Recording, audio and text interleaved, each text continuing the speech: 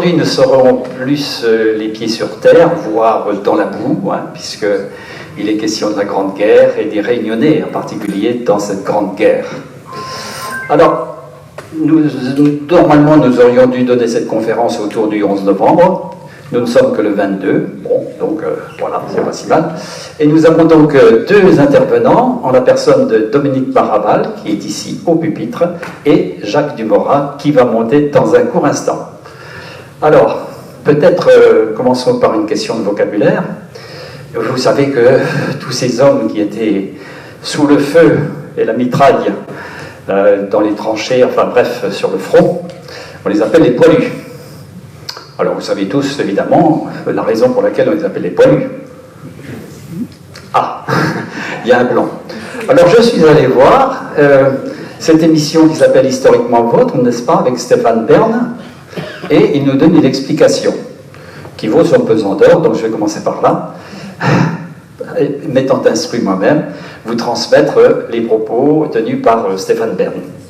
Alors donc, comme je l'ai dit tout à l'heure, c'est le surnom qu'on a donné à ces soldats, hélas, dans les tranchées, et on les appelait les poilus, non pas parce qu'ils avaient une pilosité particulièrement développée, encore que l'hygiène dans les tranchées faisait peut-être qu'ils ne se rasaient pas tous les jours, et n'ayant pas de leur épouse ou fiancée ou celle qu'ils aimaient pour embrasser de manière parfumée, bref, on peut imaginer qu'en effet, ils se laissaient pousser la barbe. En fait, c'est pas tout à fait cela, dit Stéphane Bern. C'est-à-dire qu'il faut remonter plus exactement à l'époque même de Molière, puisque Molière utilise, dit Stéphane Bern, ce mot-là dans Les Précieuses Ridicules, avec l'expression « être un brave à trois poils ». Alors, clairement, vous l'avez déjà compris, en fait, c'est un homme courageux. Voilà la raison pour laquelle il s'appelait les poilus. Mais, on va un petit peu plus loin, et alors, sauf votre respect, parce que ce que je vais dire là est tiré de l'argot de la Grande Guerre, c'est un ouvrage d'Albert Dauzat, qui dit ceci, c'est que le poilu est d'abord le grognard d'Austerlitz, ce n'est pas l'homme à la barbe inculte, comme je l'ai dit il y a un instant, mais c'est l'homme qui a du poil, excusez-moi, au bon endroit. Pour dire les choses très vulgairement, c'est l'homme couillu. Voilà. Chut, ne le répétez pas, hein. Voilà. Et donc, sans doute, d'ailleurs, à propos de la pilosité, il aurait été dangereux qu'il se laisse pousser la barbe quand il devait mettre le masque à gaz, parce que, évidemment, la pilosité aurait pu permettre que le gaz vienne les asphyxier complètement.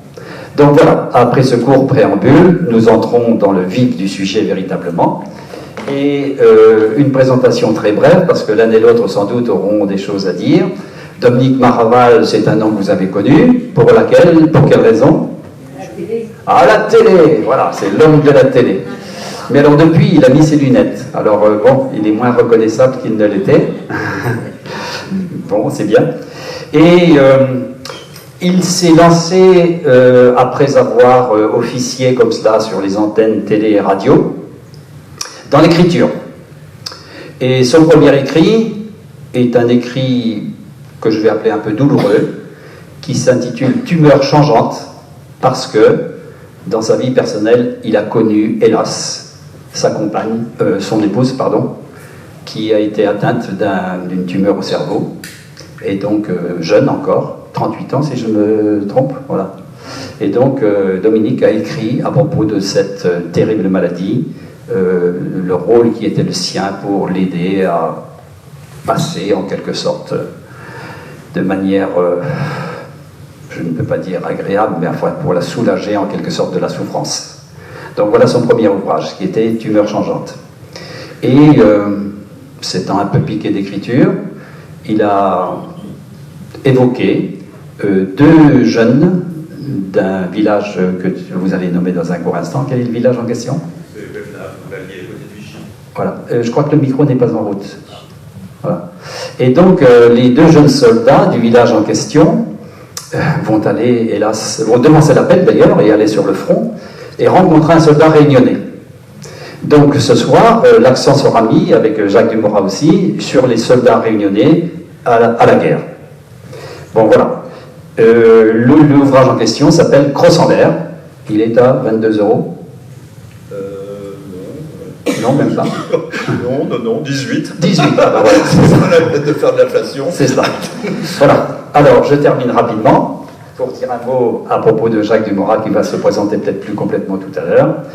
Il est animateur socioculturel et en écriture, il s'y connaît puisqu'il est animateur d'un atelier d'écriture et d'histoire réunionnaise en direction des scolaires. Il est également investi dans la promotion de la culture réunionnaise car il est engagé dans la maison d'édition Comme qu'il faut, édition, et l'association Comme qu'il est, association qui organise le Salon de la culture et de l'identité réunionnaise. Et bien évidemment, il s'est beaucoup intéressé justement aux soldats réunionnais dans la Grande Guerre, et c'est le sujet de l'ensemble de ses publications, sauf la dernière. Voilà. Vous pourrez les trouver, il y en a 3 ici, et le dernier ouvrage paru en 2022, il y a très peu de temps, s'intitule Louis Imagène Watt. On dit Watt ou Watt? Watt, ok, comme Watt, n'est-ce pas? Un procès politique à Bourbon en 1836. Mais bon, si vous voulez en savoir plus, vous interrogerez Jacques tout à l'heure. Voilà, j'en ai assez dit, et donc, à nous de jouer. Alors, est-ce que ça marche? Oui, ça marche. Oui, c'est parfait. Alors, moi, je vais vous évoquer les conditions de vie dans les tranchées. Alors, pour parler du quotidien dans les tranchées, le terme qui revient le plus souvent chez les poilus, quand ils évoquent leurs conditions de vie dans les courriers qu'ils adressent à leur famille, que ce soit les parents, les épouses ou les petites amies, c'est le mot enfer, d'où l'expression qui est restée dans l'histoire, l'enfer des tranchées. Ça commence le jour où on transporte les bleus, les nouveaux arrivés, pour la première fois sur le front, après 2 mois passés dans un centre d'instruction à l'arrière. Une instruction très souvent bâclée, assurée par des sous-officiers et sous-officiers alcooliques et de glas, une instruction néanmoins assurée de toute urgence, puisqu'il faut colmater au plus vite les lourdes pertes en vie humaine enregistrées pendant les premiers mois de la guerre. En effet, entre les mois d'août et décembre 1914, la France a perdu 400 000 de ses soldats, et parmi eux, de nombreux officiers qu'il faut remplacer au plus vite. Aussi, à peine arrivés dans l'est de la France, les nouvelles recrues sont assez rapidement transportées jusqu'à la ligne de front. À peine sorties du camion, elles entament, entre guillemets, une promenade de santé qui les mènera jusqu'au premier boyau. Un parcours qui leur donne un avant-goût du décor qui va être leur cadre de vie pendant de nombreux mois, du moins pour ceux qui ne tomberont pas sous le feu ennemi lors des premiers assauts. Sur les sentiers qui les mènent au théâtre d'opération, les Bleus découvrent l'horreur de la guerre avec sur les bas-côtés des corps gisants sans vie, tordus et noircis par le feu de l'ennemi. Ceux qui partent pour la première fois au front ne peuvent s'empêcher de détacher leur regard de cet amas de chair pestilentielle qui forme comme une haie d'honneur sur le bord du chemin. Tout cela alors que les plus anciens qui les accompagnent, les mêmes qui ont déjà visionné ce film d'horreur, eux n'osent pas regarder ce spectacle. Ils ont peur en effet de reconnaître des camarades de régiment parmi les victimes. En effet, les Bleus, les nouveaux qui arrivent pour la première fois sur le front, ne sont pas au bout de leur surprise, ou plutôt de leur mauvaise surprise. En effet, souvent, les soldats qu'ils sont censés remplacer, ceux qui les attendent pour la relève, et la semaine de repos qui va avec à l'arrière, eh bien, ces soldats ne leur font pas un accueil des plus chaleureux. En effet, la relève arrive la plupart du temps en retard au rendez-vous. Parfois, ce retard se chiffre en jours. Des contretemps qu'on doit au transport... Plus lentement. Des contretemps qu'on doit au transport de troupes qui s'opèrent la nuit pour échapper à l'artillerie allemande, qui crache son feu dès qu'elle soupçonne un semblant d'activité à l'arrière des lignes d'arrière. Il en résulte des difficultés à transporter les troupes sur des chemins totalement défoncés par le feu ennemi, d'où la nécessité parfois de reconstruire des semblants de route pour assurer la liaison entre l'arrière et le front. Tout cela entraîne des retards pour acheminer les soldats et par voie de conséquence, quelques jours supplémentaires dans les tranchées pour ceux qui ont déjà vécu 2 à 3 semaines dans la peur de la mort et l'inconfort de leur trou à rats. Une fois passé cet accueil pas vraiment chaleureux, arrivants et partants ont l'habitude d'échanger les dernières informations sur le secteur. On se renseigne aussi sur la qualité des repas et sans surprise, on apprend à chaque fois que la pitance est à la limite du comestible et de plus toujours servie froide. Comme l'écriront les poilus dans les courriers adressés à leur famille, si on ne meurt pas de faim, c'est grâce au colis que vous envoyez. À ce propos, il faut noter la grande solidarité entre les poilus. En effet, dès qu'un colis parvient à un soldat, celui-ci le partage avec ses camarades, surtout ceux qui n'en reçoivent pas souvent. Le problème, c'est surtout de conserver ces victoires et qui font beaucoup d'envieux à quatre pattes. Je veux parler des rats qui pullulent dans les tranchées. À part cela, on échange également sur l'activité du camp adverse pour savoir quelle a été l'intensité des tirs d'artillerie les derniers jours. Les anciens s'informent également sur les opérations militaires en cours. Une fois qu'on a fait le plein de toutes ces dernières nouvelles, on emmène alors les petits nouveaux rejoindre leur abri. Des nouveaux qui empruntent alors un dédale de tranchées parsemé de trop rares caillebotis. Du coup, on patauge dans la boue pour parvenir jusqu'à son segment de tranchée. Une boue faite de glaise qui donne l'impression de progresser avec 50 kg de terre accrochés à chaque pied. Tout cela au milieu des rats qui, contrairement aux poilus, eux sont très bien nourris puisque certains d'entre eux sont presque aussi gros que des chats. Après cette balade d'agrément, les bleus arrivent enfin dans leurs abris. Et là, une nouvelle et mauvaise surprise les attend. En effet, très souvent, la bâtisse dégage des odeurs d'urine et d'excréments. Explication, pendant les bombardements, il est périlleux de sortir pour satisfaire des besoins naturels. Conséquence, à la guerre comme à la guerre, on se soulage sur place, tant pis pour la relève qui prendra possession des lieux quelques semaines plus tard. Côté confort, en guise de lit, on a droit à des paillasses, ou plutôt des nids à poux et à vermine, auxquels il faudra s'accommoder. Et puis, autre surprise offerte par ces abris, souvent reconstruits à la hâte, après des tirs d'artillerie, les murs laissent apparaître des ossements humains, voire parfois des crânes de cadavres, allemands ou français, on ne sait pas trop. Ces crânes, les poilus les plus facétieux les transforment parfois en porte-manteaux. Pour ce qui est des plafonds de l'habitacle, on a pris l'habitude d'y accrocher au bout d'une ficelle les victoires envoyées par les familles. Ce qui n'empêche pas les rats de se pendre à ces colis comme des grappes de raisin sur un sarment de vigne. Les rats, il faut le redire, sont omniprésents dans les tranchées, car souvent les morts des derniers assauts jonchent le sol à peine quelques mètres des premières lignes, ce qui constitue une pitance de choix pour les Gaspards, Gaspard étant le nom donné par les poilus à ces rongeurs. En effet, il est périlleux d'aller chercher le corps d'un copain tombé non loin de la tranchée, car on s'expose alors aux tireurs d'élite allemands, toujours prêts à faire un carton jour et nuit sur un soldat français qui s'aventurerait à porter secours à un de ses compagnons d'infortune. Ce qui explique que de nombreux blessés agonisent des heures durant sans qu'on puisse véritablement pouvoir leur porter secours. Les blessés qui appellent leur mère ou un être cher, des scènes de désespoir qui, vous en doutez, ne vont pas s'emporter un sacré coup au moral des troufions qui assistent impuissants à cette agonie. Comble de l'horreur, c'est la plupart du temps les brancardiers sont aussi les victimes de ces tireurs d'élite, surtout quand ces derniers s'aperçoivent qu'ils vont porter secours à un officier blessé. Pour être très honnête, il faut reconnaître qu'on procède de la même manière côté français avec les brancardiers allemands. Alors pour en revenir aux Gaspards, pour essayer d'enrayer leur prolifération, le commandement organise régulièrement des chasses aux rats. Pour motiver les chasseurs, il a même instauré une prime de 5 centimes pour chaque bestiole tuée. Et preuve que la nation porte un intérêt particulier à cette lutte contre les rongeurs, les chasseurs les plus performants sont photographiés avec leurs trophées accrochés à une plaquette de bois mort. En effet, à l'arrière, les journaux sont très friands de ce genre de clichés. Ils sont en revanche beaucoup plus discrets lorsqu'il s'agit de relater les blessures et autres mutilations résultant d'assauts mal préparés, une spécialité française. Alors ces assauts, puisqu'il faut en parler, ils sont précédés généralement par des bombardements censés endommager les lignes ennemies. On verra que c'est rarement le cas, puisque l'artillerie française brille par une imprécision notoire, voire légendaire. Des feux d'artillerie qui durent au moins une quarantaine de minutes, pendant lesquels les Bleus, pas encore habitués à ce déluge de mitraille, font dans leur froc. Après 3/4 d'heure de ce régime, le commandant lance une fusée de couleur, l'artillerie cesse alors de tirer, c'est le signal de l'attaque. Auparavant, on a distribué l'agneau aux futurs assaillants pour essayer de faire baisser la peur d'affronter le feu, et c'est alors que le lieutenant peut crier « baïonnette au canon, à l'assaut, pour la France ». C'est alors que les hommes transformés en bêtes hurlantes jaillissent des premières lignes, après avoir escaladé les barreaux de l'échelle, que les poilus surnomment ironiquement l'échafaud, une appellation qui n'est pas volée, loin s'en faut.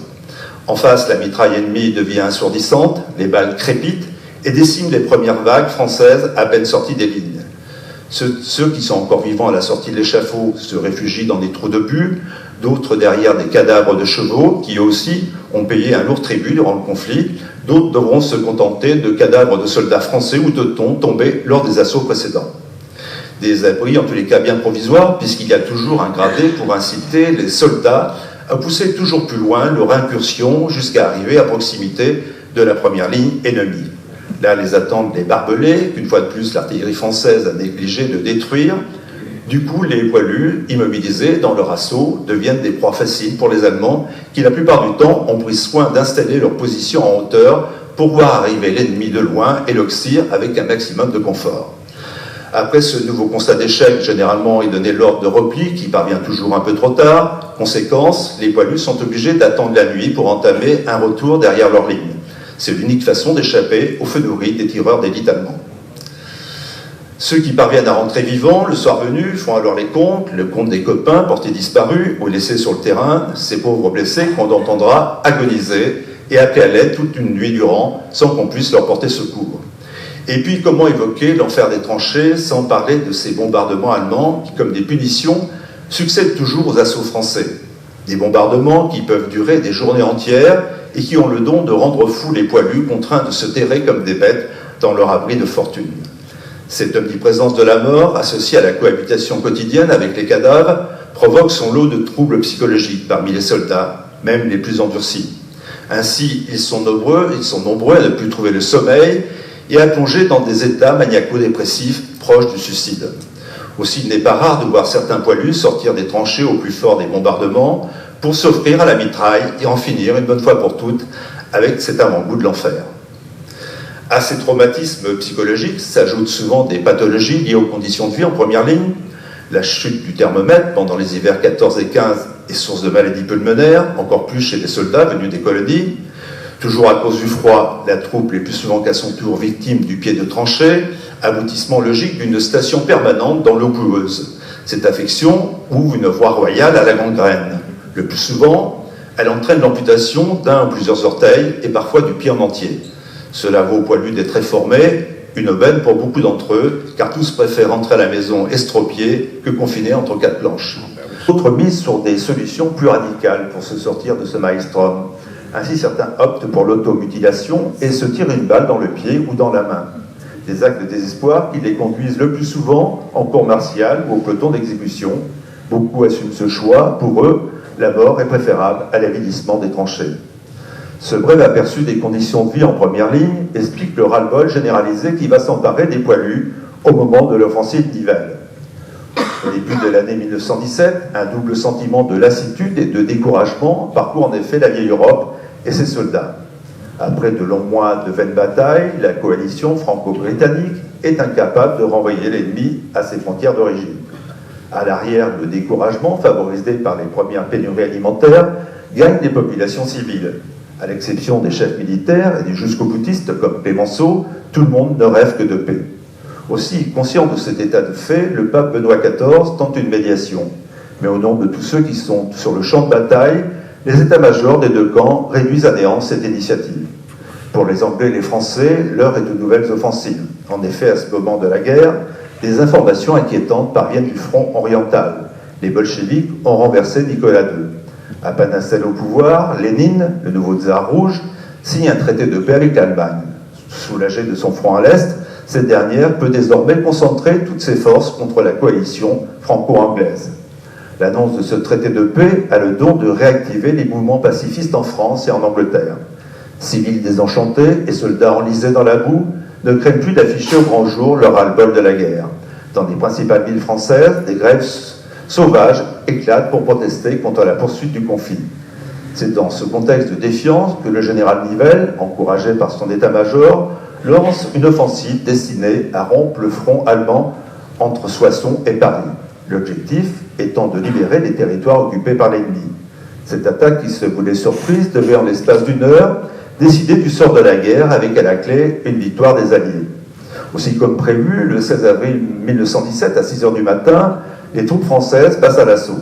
Problème est de taille, les premières lignes adverses ont été désertées. En effet, 2 semaines auparavant, l'ennemi, averti de l'imminence de l'offensive alliée, a replié ses forces. Du coup, les Français, gênés en plus par le mauvais temps, échouent contre les deuxièmes lignes prussiennes, peu entamées par l'artillerie française. Parmi les premières troupes tricolores à entrer en action, la 10e division d'infanterie coloniale. Lancée à l'assaut des crêtes du chemin des Dames, elle paiera un autre tribut lors de cette offensive éventée. En une seule vague, elle perd 150 officiers et 5000 soldats, pour la plupart des tirailleurs sénégalais, natifs de plusieurs pays africains sous domination française. Et pendant que les troupes coloniales transitent de froid se font massacrer à Heurtebise, les chars d'assaut sont engagés à Berny-au-Bac, à l'est du chemin des Dames. Embourbées dans un terrain marécageux, elles sont des cibles faciles pour l'artillerie allemande. Aussi très rapidement, le bilan de cette offensive motorisée est catastrophique pour l'armée française. En effet, sur les 128 chars engagés, 57 sont détruits, 6 tombent en panne ou s'embourbent. Sur le plan humain, le résultat est tout aussi désastreux. 33 officiers et 147 soldats perdent la vie dans leur habitat immobilisé, devenu une cible facile pour les Allemands. Partout ailleurs sur le front, on assiste à la même hécatombe. Durant les premiers jours de l'offensive Nivelle, certaines unités perdent la moitié de leur effectif pour des gains territoriaux totalement dérisoires. Au final, la bataille engagée à 6 h du matin est perdue 1 heure plus tard. Malgré ce constat d'échec, Nivelle s'entête et continue à envoyer au massacre des régiments entiers. Les poilus, jusqu'alors obéissants, convaincus de l'opportunité du combat, commencent à se poser des questions sur la lucidité de leur chef militaire. À cela, une raison qui saute aux yeux de tous, même des moins éclairés: les pertes jugées acceptables au début du conflit ne le sont plus en 1917. Soumis au froid, aux privations, à la rareté des permissions, les soldats n'acceptent plus d'être sacrifiés dans des batailles perdues d'avance. Enfin conscients des souffrances endurées par les poilus, les politiques font plier l'état-major. Il est plus que temps, car en une semaine, l'armée française a perdu 30 000 hommes. Aussi, le 22 avril, le haut commandement décide d'arrêter l'offensive massive. On la remplace par des offensives partielles. Ces offensives partielles n'empêcheront pas le massacre de se perpétuer. Tous les poilus, quelles que soient leurs origines, partagent désormais le même sentiment, celui d'être envoyé au casse-pipe par des généraux avant tout soucieux de galons supplémentaires. Un peu partout, la colère monte dans les régiments, bientôt éclatent les premières mutineries. Au coup de sifflet des officiers ordonnant l'attaque, les soldats, exaspérés, répondent dorénavant en brandissant leur fusil, la crosse en l'air. Par ce geste symbolique, il signifie le refus de repartir au combat. Au cours de ces révoltes spontanées, des officiers sont bousculés, parfois giflés. Une chanson relate cette colère généralisée. Elle se transmet oralement d'une tranchée à l'autre. Cette complainte, appelée la chanson de Craonne, est à l'origine un air de Balmusel. Au fil de la guerre, les écrivains pacifistes vont s'en emparer pour la transformer très rapidement en pamphlet pacifiste et en 1917 l'associer au combat de Craonne, particulièrement désastreux en termes de pertes humaines au sein de l'armée française. En phase avec cette actualité sanglante, les paroles de cette chanson blâment ceux qui ont voulu la guerre, tout en s'abstenant d'aller dans les tranchées. Plusieurs versions de cet hymne à la paix vont circuler dans les premières lignes. La plus connue reste celle de l'écrivain Henri Poulaille, un nom pas vraiment prédestiné pour pousser la complainte anarchiste. Je vais vous lire le refrain de cette chanson de Craonne, qui à elle seule résume assez bien l'amertume et le désespoir des poilus, condamnés depuis 3 ans déjà à vivre affamés dans la boue, au milieu des rats et des poux, avec cette peur au ventre quotidienne d'être fauchés par un shrapnel allemand au sortir de leur tranchée. Refrain de la chanson de Craonne, version Henri Poulaille. Adieu la vie, adieu l'amour, adieu toutes les femmes, c'est bien fini, c'est pour toujours. De cette guerre infâme, c'est à Craonne sur le plateau qu'on doit laisser sa peau. Car nous sommes tous les condamnés, c'est nous les sacrifiés. 8 jours de tranchée, 8 jours de souffrance. Partout on a l'espérance que ce soir viendra la relève, que nous attendons sans trêve. Soudain, dans la nuit et le silence, on voit quelqu'un qui s'avance. C'est un officier de chasseur à pied qui vient nous remplacer. Doucement dans l'aube, sous la pluie qui tombe, nos pauvres remplaçants vont trouver leur tombe. C'est malheureux de voir sur les grands boulevards tous ces gros qui font la foire. Si pour eux la vie est rose, pour nous, c'est pas la même chose. Au lieu de se cacher, ces embusqués feraient mieux de monter aux tranchées pour défendre leurs biens, car nous n'avons rien, nous autres, les pauvres puritains. Tous les autres camarades sont étendus là pour défendre les biens de ces messieurs-là. Ceux qu'on poignons, ceux qui reviendront, c'est pour eux qu'on crève. Mais c'est bien fini. Nous, les troufions, on va se mettre en grève. Ce sera votre tour, messieurs les gros, de monter sur le plateau. Si vous voulez faire la guerre, payez-la de votre peau. Voilà, ce sont ces paroles de cette chanson qui décrit le désespoir des poilus en cette année 1917 que je terminerai avec ce témoignage sur l'enfer vécu par nos soldats durant le conflit au meurtrier de 14 juillet.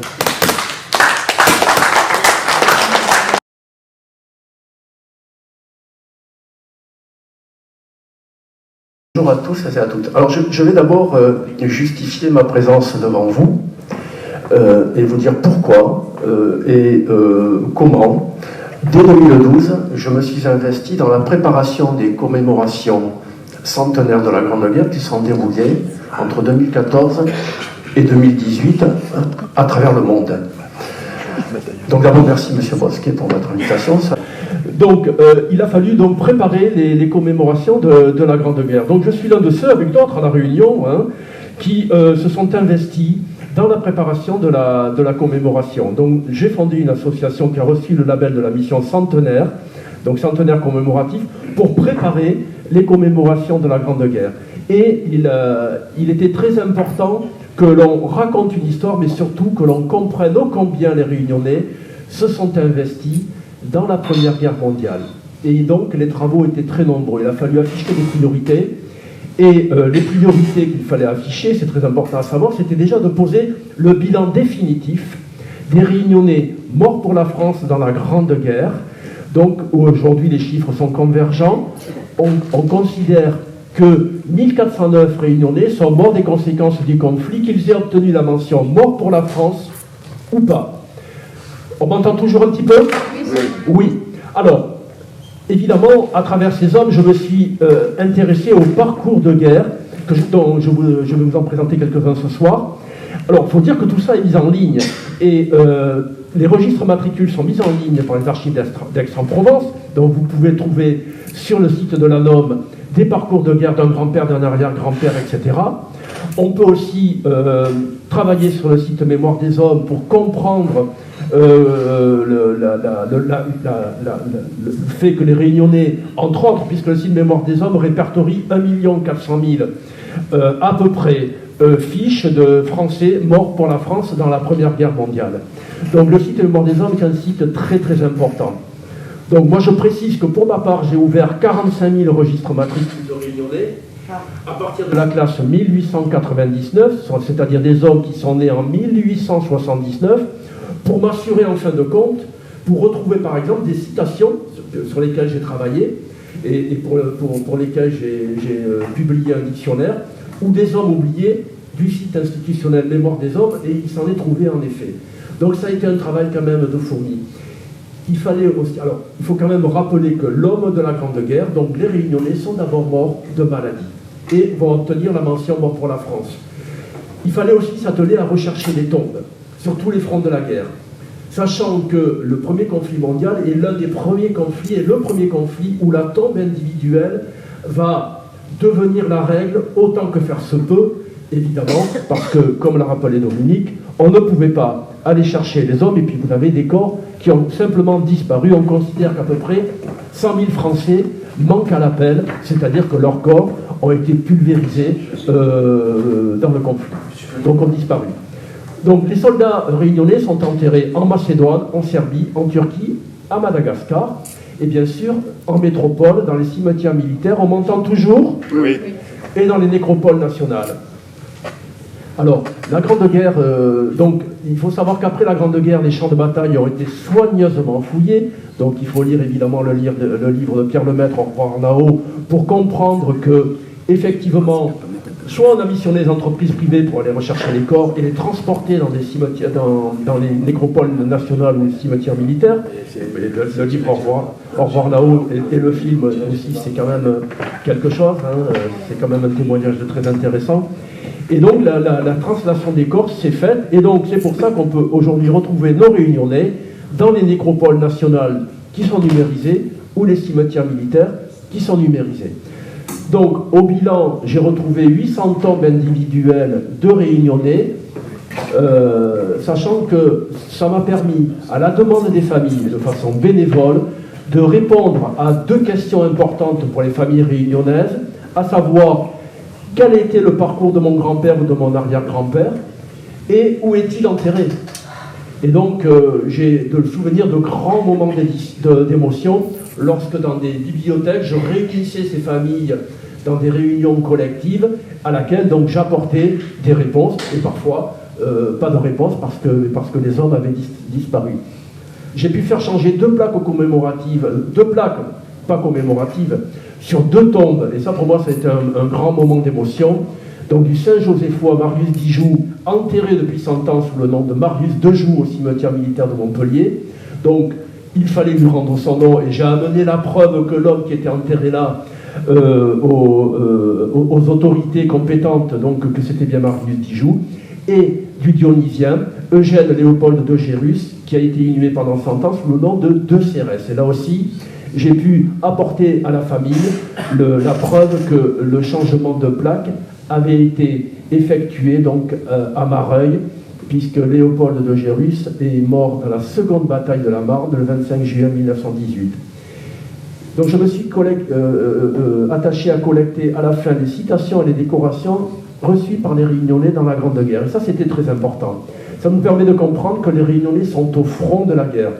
Bien sûr, pas tous, et je vais le développer, mais néanmoins, nous avons nos Réunionnais que je vais vous présenter, qui ont traversé toutes les grandes batailles de la Première Guerre mondiale. Et à la fin, il a fallu donc travailler sur le rajout des absents des monuments aux morts. Il manquait à l'appel sur les monuments aux morts de l'île 408 Réunionnais qu'il a fallu retrouver. Il a fallu convaincre les élus de les rajouter, sachant qu'ils sont tenus par la loi de faire ce rajout. Et on peut considérer aujourd'hui que le rajout est quasiment achevé. Vous avez des élus qui, malheureusement, ne sont pas touchés par le problème. Mais d'une façon générale, tous les élus, tous les maires ont fait ce travail de mémoire. Et le 11 novembre 2018, et pour moi c'était un moment extraordinaire, dans la mairie de Saint-Denis. Donc, pour ceux qui connaissent la mairie, quand vous rentrez à gauche, vous avez 2 plaques commémoratives en marbre. Le 11 novembre 2018, nous avons fait le rajout d'une 3e plaque qui comprend 100 noms, grâce au travail, en partie du mien, même si quelques personnes s'y sont attelées. D'ailleurs, nous avons toujours travaillé en bonne coopération. Il n'y a évidemment pas de concurrence sur ce sujet. Alors, maintenant, je vais rentrer un petit peu dans le vif du sujet. Alors, mon formateur, alors, on est le 4 août 1914. Donc, la Réunion, c'est pour expliquer un peu les circonstances de l'entrée en guerre des Réunionnais de la Réunion. Donc, le 4 août 1914, une foule se rassemble depuis plusieurs jours donc, au bureau du télégraphe, rue Montonnet, on peut la reconnaître, au fond avec l'ancienne banque de la Réunion. Et le câblogramme arrive, c'est-à-dire que les fonds sous-marins sont déjà câblés. On est dans des époques, ma foi, très technologiques. Et d'ailleurs, la Grande Guerre va l'apprendre aux soldats à leur dépens, que la technologie de guerre a fait des avancées considérables. En tous les cas, le câble arrive, le câblogramme, et les Réunionnais apprennent donc que la France est en guerre. Donc on est rue Montonnet. Le 5 août, le gouverneur prend un arrêté d'interdiction d'exportation du riz, de farine, de maïs, de légumes secs, parce que la priorité, c'est de nourrir la population dans un moment quand même de crise économique latente, où la misère sociale impacte gravement la population. Donc le 7 août, les Dionysiens se bousculent à la caserne de Saint-Denis, parce qu'ils sont appelés par classe, et donc il a traîné longtemps que les Réunionnais étaient volontaires. Non, les Réunionnais sont citoyens français. Ils ont l'obligation de répondre à l'appel de la France par classe. On aura des volontaires en dehors de leur classe, puisqu'on a eu des jeunes de 17 ans qui se sont présentés à la mairie de Saint-Denis, j'y reviendrai, pour s'engager dans la Première Guerre mondiale. Mais on va appeler les classes d'hommes qui ont entre 24, 25, 26 ans, mais à partir de 1918, on va appeler des classes de plus en plus jeunes et de plus en plus âgées. C'est-à-dire que vous allez voir, on va retrouver des Réunionnais au front de la guerre. Bon, bien souvent volontaires, on aura quand même beaucoup de militaires de carrière. Chez nos Réunionnais, la Réunion, c'est aussi une sacrée histoire militaire. Donc le 7 août, ils vont à la caserne Saint-Denis en conseil de révision, donc ils rencontrent des médecins, des Fayard, des Macauliffe, les Ozou, des médecins très connus, et donc un tiers du contingent est réformé, c'est-à-dire que sur 500, c'est un tiers, parce qu'effectivement, ces hommes sont impaludés, dénutris, malingres, ils souffrent de maladies pulmonaires, de maladies alcooliques, ils sont renvoyés dans leur foyer. Le 16 août 1914, un train part de Saint-Denis avec 22 voitures et donc se range. Donc là, et je passe. Alors, ça c'est le vapeur, le Melbourne. Donc alors là, c'est des civils que l'on voit. Hein. Mais bon, c'est bien de mettre des images. Donc c'est pour vous montrer un bateau sur lequel notre contingent, le premier, le 16 août 1914, quitte le port de la Pointe des Galets, fanfare, le préfet, l'évêque, tout le monde est béni, les hommes montent, attention, on ne monte pas la fleur au fusil à la Réunion, hein, comme nulle part d'ailleurs. Hein, c'est pour les Réunionnais une inconnue. D'abord, une première, c'est monter sur un bateau et prendre la mer, direction Madagascar, et puis c'est partir en métropole. C'est quand même un sacré voyage. À 17h, ce bateau va larguer ses amarres en direction de Tamatave puis de Diego, à Madagascar. Et donc, nos Réunionnais vont d'abord être affectés à Madagascar. Bon, on fait du maintien de l'ordre, même si ça ne bouge pas beaucoup. Hein. Les Malgaches se rebelleront en 1947. Là, on est dans une colonisation qui fait que les Réunionnais sont encasernés à Diego, à Tamatave, à Tananarive, et en fin de compte, le beriberi, le paludisme, la scarlatine, les pneumonies sévissent, et les premiers Réunionnais donc vont mourir, non pas à la guerre, mais vont être considérés et vont avoir la mention mort pour la France parce qu'ils seront sous uniforme à Madagascar. Je rappelle que la première cause de décès dans la Grande Guerre, pour les Réunionnais comme pour le soldat français, c'est d'abord la maladie. Et ensuite, c'est tué au combat. On considère que sur la durée de la guerre, 15 000 Réunionnais vont quitter la Réunion, considérant que c'est un chiffre élevé, puisque la Réunion compte 173 000 habitants en 1914. Donc, durant cette conférence, je vais vous présenter quelques parcours de guerre qui vont vous expliquer et vous faire comprendre que les Réunionnais sont réellement au front. Mais d'abord, et donc, il décède de maladie au long de la guerre. Et donc, Tom Absalom, né à Saint-Pierre le 2 juin 1883 à Bois d'Olive. Donc il est présenté comme cultivateur. Ça, c'est des registres matricules que l'on trouve en ligne sur le site de la NOM Aix-en-Provence. Donc ils peuvent vous raconter et vous dire qui sont ces hommes, parce qu'il y a des informations sur la description physique des hommes, sur le niveau de scolarité, donc de 0 à 5, et bien souvent pour nos Réunionnais ça sera 0 parce qu'ils ne savent pas lire et écrire. Puis quelques-uns seront lycéens à le compte de Lille, et puis d'autres vont avoir des parcours prestigieux, des parcours scolaires et universitaires. Et donc, c'est un des premiers à tomber, à mourir, des conséquences, non pas de la guerre, mais en tous les cas de son départ à la guerre, le 5 septembre 1914. Il est inhumé au cimetière militaire d'Antsiranana, dans la tombe 121. Donc, le cimetière militaire, ça, c'est le cimetière militaire d'Antsiranana. Après rénovation. Moi, j'ai vu des images avant rénovation. Il faut bien le dire qu'il était complètement saccagé, que les pierres tombales avaient disparu. Et la France a rénové toutes ces nécropoles nationales à l'étranger, les cimetières militaires. Donc, il fait partie de ces nombreux Réunionnais morts pour la France de maladie à Madagascar.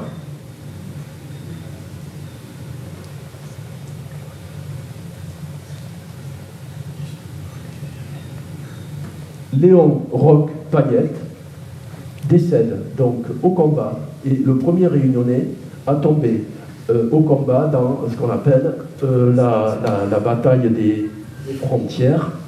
Il est né le 7 décembre 1893, il est engagé volontaire, donc il a déjà un parcours militaire, et il tombe au combat de Saint-Médard en Lorraine.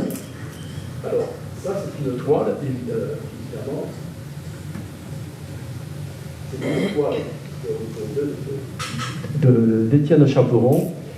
Alors, cette toile nous dit que les Français bousculent les Allemands, mais il faut savoir que dans la bataille de Morhange et dans la bataille des frontières, c'est plutôt le contraire qui s'est passé. Donc, il est mort au combat à Saint-Médard en Lorraine le 19 août 1914. Et évidemment, c'est une toile, on va dire, patriotique, où on voit les soldats français bousculer les Allemands. Et en fin de compte, les Allemands vont avancer jusque dans la première bataille de la Marne comme un rouleau compresseur. Pour résumer, bien sûr, parce qu'il y a toujours eu des moments où les Français ont résisté. Donc, il est sergent au 58e régiment d'infanterie et il reçoit une citation: sous-officier énergique et brave, ayant toujours donné l'exemple du devoir, tombé glorieusement au champ d'honneur le 19 août 1914 à Saint-Médard. Ce genre de citations, on va les retrouver dans leur formulation. Pour plein de soldats réunionnais, il faut savoir que en 1915, au début de 1915, donc la France, par la loi, décide donc d'honorer ces hommes par la création de la Croix de guerre et donc de la Croix de guerre pour les soldats tombés, mais même pour ceux qui ont traversé la guerre. Les décorations vont pleuvoir sur les Réunionnais, en fin de compte, et c'est important à dire, mais néanmoins, la hiérarchie militaire considérait que il les méritait. Donc la bataille de Morhange, donc, qui est la bataille des frontières, est une bataille donc, qui va être très meurtrière pour les Français. Et là, on passe à Messin, en Belgique, et on rencontre donc Georges Archambault. Alors, les Archambault à Saint-Pierre, ils sont connus, hein. Je vais y revenir. Donc, il est élève à Saint-Cyr, donc il fait partie d'une promotion, Bourbaki, et il est capitaine de la 4e compagnie du 19e régiment d'infanterie. Donc, c'est un militaire de carrière. Il est Saint-Cyrien. Donc, on est le 22 août 1914. Son régiment, le 19e, donc, se bat dans le village de Messin, en contenant, alors je vais vous le montrer. Voici Georges Archambault. Donc, ça, ce sont les archives. Vous avez aussi ces photos sur le site de l'Iconothèque, mais que j'ai pas relevé, hein, parce que l'Iconothèque, en fin de compte, on s'aperçoit que l'Iconothèque se sert aussi à Saint-Cyr. Je vais faire la parenthèse. Le 22 août 1914 est la journée la plus sanglante de l'histoire de la Grande Guerre pour les armées françaises, puisque 27 000 soldats français vont être tués au combat le 22 août 1914. Donc c'est la journée la plus sanglante de l'armée française. Du 20 août au 25 août 1914, 40 000 soldats français tombent au combat devant les mitrailleuses allemandes. Alors Georges Archambault, il reçoit une citation. Il reçoit la Légion d'honneur. Alors il faut savoir qu'à partir du grade de lieutenant ou de sous-lieutenant, assez systématiquement, ces officiers recevaient la Légion d'honneur. En dessous, non, c'est plutôt la Croix de guerre. Hein. Il va recevoir aussi la Croix de guerre avec palme. Il est inhumé à la nécropole nationale de Notre-Dame de Lorette dans la tombe 7160. Donc là, c'est le champ de bataille de Messin en Belgique, donc une photo d'une archive. Et il est inhumé dans la nécropole nationale de Notre-Dame de Lorette.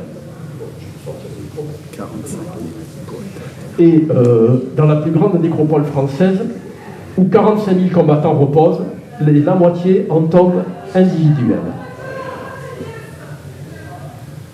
Alors, les Archambault, c'est une famille notoirement connue, hein, et on va s'apercevoir aussi que dans la Grande Guerre, pour les Réunionnais, on va avoir des fratries qui vont disparaître. En tout cas, Marcel Archambault, son frère, va être blessé, et dans la bataille de la Somme, le 27 juillet 1916, et donc on a le frère aussi qui est dans la Grande Guerre. On peut rappeler que Augustin Archambault a été député puis maire de Saint-Pierre et conseiller général au début du XXe siècle. On passe. 1914, on est dans la première bataille de la Marne, donc à Jaulnay. Junquet Ludovic Albert, né à Sainte-Suzanne, le 24 février 1883. Donc c'est un engagé volontaire, c'est un militaire. Donc il est en métropole lorsque la guerre est déclarée. Et donc il est dans la première bataille de la Marne et dans la forêt de Jaulnay où il se bat. Alors il s'agit d'une offensive menée par des régiments français qui reculent, mais en fin de compte, comme je l'ai dit, certains vont résister. Le sien résiste, ça permet aux troupes françaises de reculer un petit peu. Et pour résumer, on sait que les Allemands sont arrivés jusque devant Paris et qu'ils vont incurver leur assaut. Et en fin de compte, ce qui va permettre aux armées autour de Paris de les enfoncer. Et en fin de compte, pour résumer, donc l'enterrement des armées et la guerre des tranchées qui va démarrer. Donc là, on est avec notre ami Junquet, on est là sur une photographie de troupes françaises pendant la bataille de la Marne. On n'est pas encore tout à fait enterré. On se déplace, on est à travers champs, on est visible évidemment avec le fameux pantalon Garance, et il va recevoir, alors il est sergent-major au 24e colonial, régiment d'infanterie. Alors, les régiments d'infanterie coloniale, il n'était composé que de soldats métropolitains, hein, voilà, mais ils s'appelaient des régiments d'infanterie coloniale. Énergique et brave sous-officier, tombé glorieusement au champ d'honneur le 27 août 1914 à Jaulnay, en faisant vaillamment son devoir, croix de guerre, pas de tombe retrouvée. En 1915, on passe donc sur l'année 1914.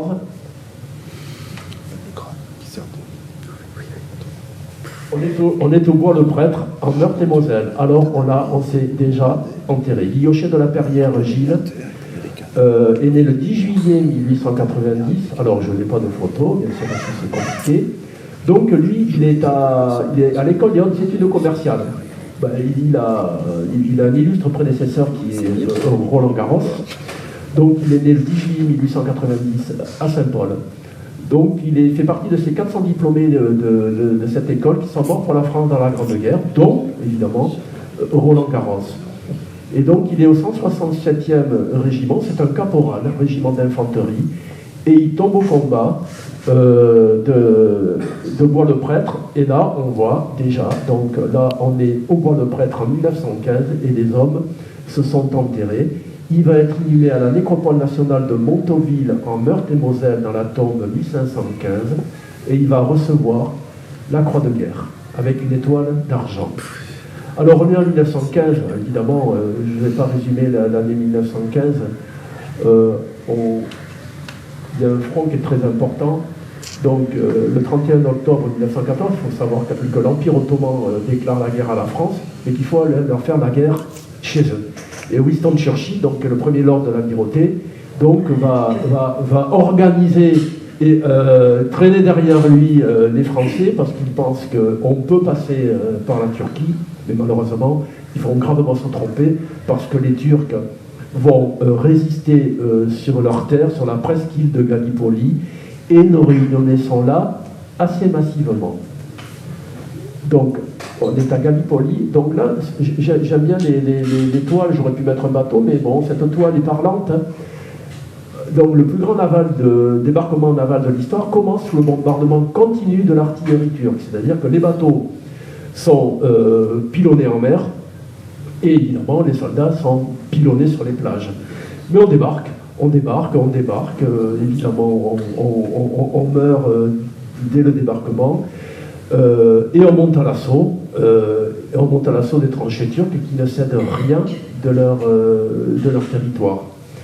Donc on est déjà sur un cimetière à ciel ouvert, très difficile de creuser des tombes sur ce terrain, et donc les hommes meurent sous les obus, la dysenterie, la dengue, le paludisme, bon, bref, tout ce qui achève de les détruire. Et nos Réunionnais sont assez nombreux au 2e régiment de marche d'Afrique, qui débarque le 12 mai 1915 à Gallipoli. Ce régiment nous intéresse car il est composé de nombreux soldats réunionnais, et il est soumis au bombardement régulier et métronome de ce qu'ils appelaient l'Orient Express. Alors l'argot des poilus, évidemment, mériterait une conférence à lui tout seul, mais l'Orient Express d'os d'humour, ça ne devait pas être rigolo tous les jours.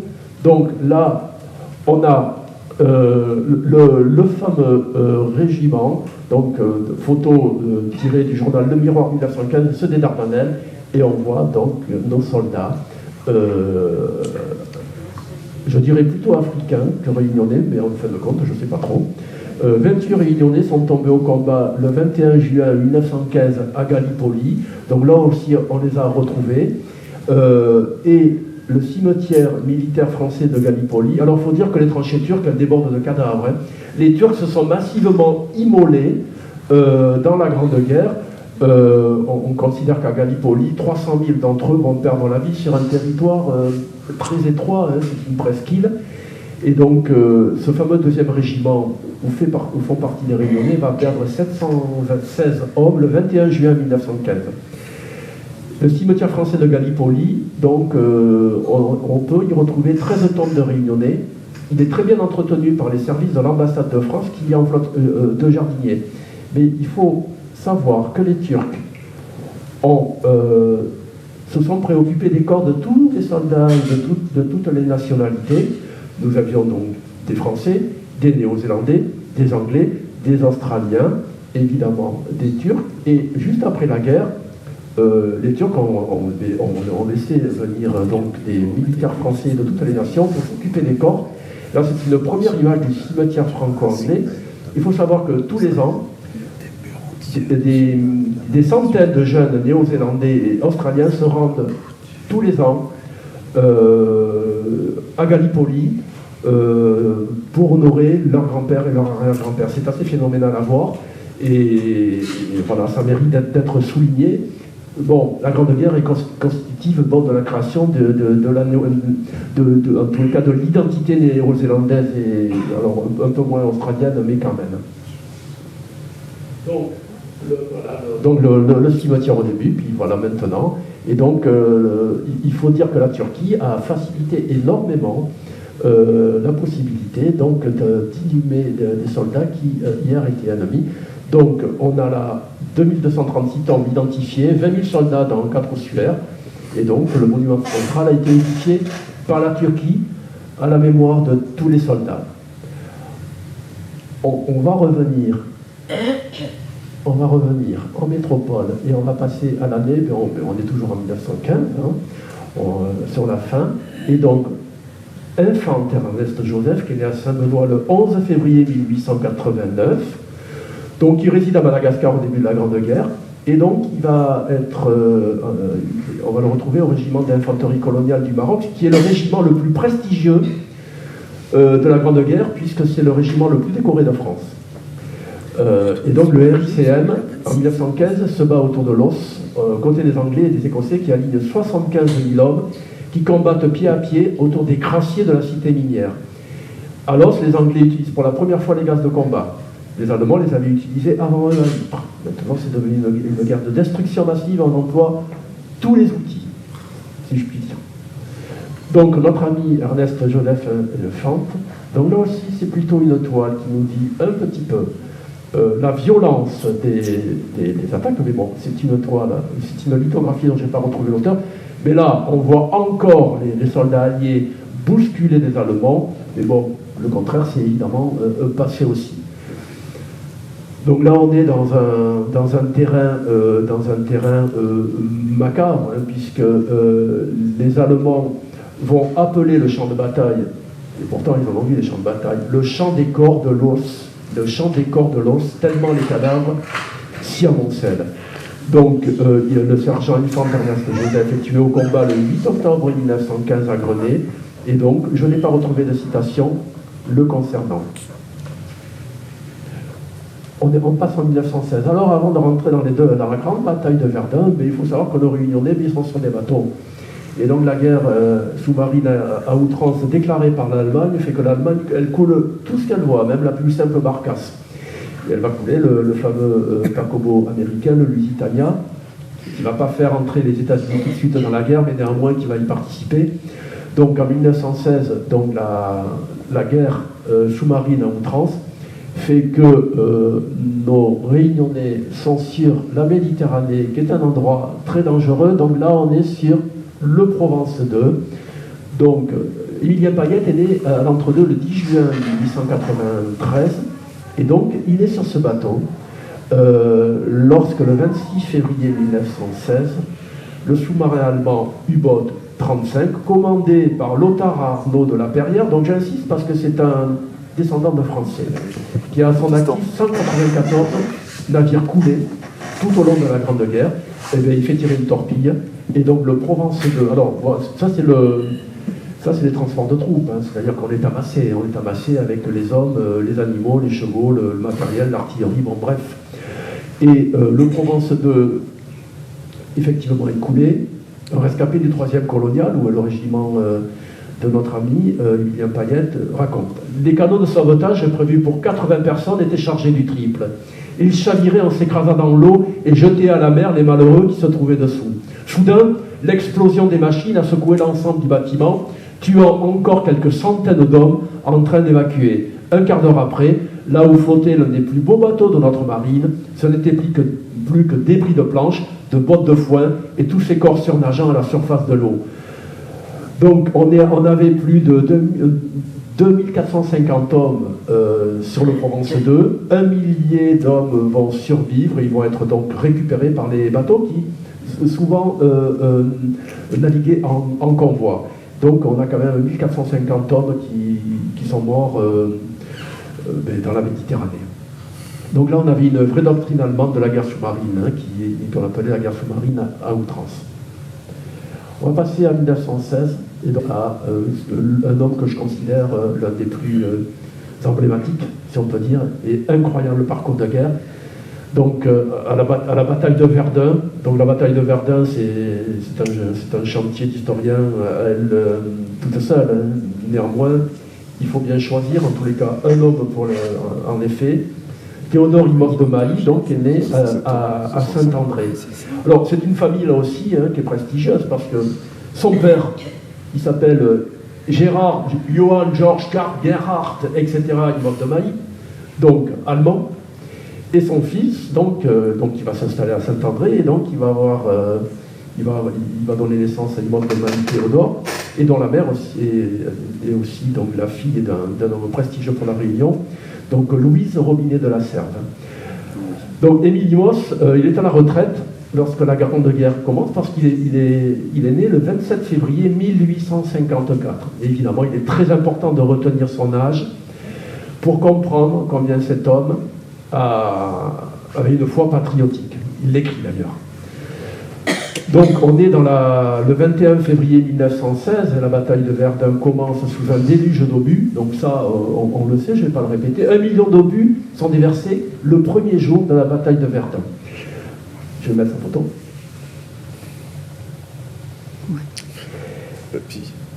Et donc c'est un déluge de feu qui s'abat sur les poilus. Mais les poilus sont compilés, certes, mais néanmoins ils vont rester sur le terrain et ils vont combattre. Ils vont combattre, et les Allemands qui prévoyaient de passer sur Verdun, eh bien ne passeront pas sur Verdun, ne prendront jamais Verdun d'ailleurs, au prix d'un sacrifice inouï. Et le 23 mars 1916, le 163e régiment d'infanterie se porte aux tranchées.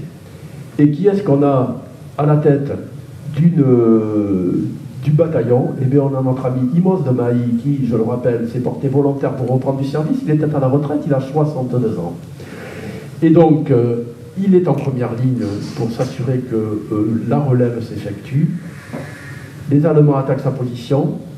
Il lui demande de se rendre. Il est avec très peu d'hommes. Il est avec quelques 5-6 hommes. On a les circonstances de sa mort. Et il est tué au combat d'une balle au cœur le 30 mars 1916. Alors on peut le considérer facilement comme l'un des plus vieux militaires morts au combat dans la Grande Guerre à 62 ans. Et il est natif de la Réunion. Il va recevoir 2 citations, il sera fait officier de la Légion d'honneur, croix de guerre avec palme, il a 4 citations, pardon. Il est inhumé d'abord dans un cimetière militaire à Dombasle en Argonne, puis après dans le caveau familial à Montparnasse, au cimetière de Montparnasse. Il écrit 2 jours avant sa mort à sa femme. L'assaut peut venir d'un moment à l'autre. J'ai choisi mon PC dans la tranchée au centre de l'attaque, puis mon dernier réduit où, entouré des derniers défenseurs, je lutterai jusqu'à la mort. Ton mari, ma chère femme, sera digne de nos enfants, des 2 Mailly, des 2 La Serve. J'ai la conviction de retrouver des êtres adorés, la cause de la France et celle de l'univers. Donc un homme comme ça, ils ne sont pas rares, il y en a quelques-uns. Alors pourquoi il parle de ses enfants? Eh bien, le drame ne s'arrête pas là, en fin de compte. Le drame ne s'arrête pas là, donc Ossuaire de Douaumont. Puisque, dans la Grande Guerre, sont morts au combat ou de leurs blessures. François Imos, mort des suites de blessures le 17 septembre 1914 à Libourne, fils de notre ami Émile. Ses fils jumeaux, Georges Imos et André Imos, morts au combat le 29 septembre 1915 à Soins, tous les 2.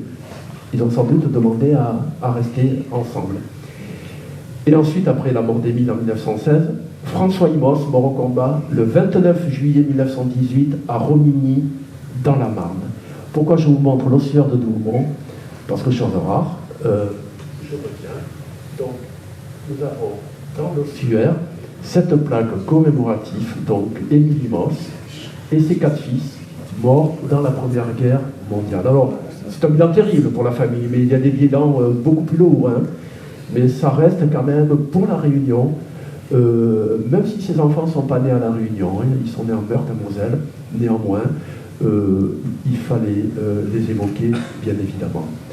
Alors, on continue, on est toujours en 1907, on laisse un petit tour, on est à Tavannes, dans la bataille de Verdun, toujours, et Cagnès d'Épinay, Antoine-Marie-Henri, né le 18 août 1870, un homme voilà, encore âgé, il est mort de ses blessures dans la bataille de Verdun. Donc, son père est mauricien, Cagnès d'Épinay, Adrien, un sculpteur hein, d'Épinay qui est connu, et puis sa mère, c'est Eugénie de Holm, donc née à Saint-Denis, c'est un militaire de carrière, ancien élève de Comte de Lille, Saint-Cyrien, etc. Capitaine au 234e régiment d'infanterie, cité 4 fois, à la fin, officier plein d'énergie et de courage, etc.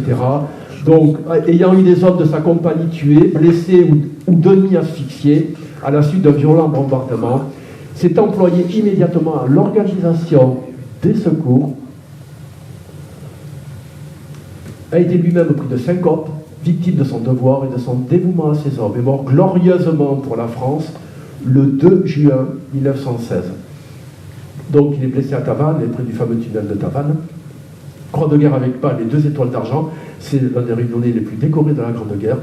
Et il est inhumé à la nécropole nationale de Senoncourt dans la tombe 233. On continue. Code 304.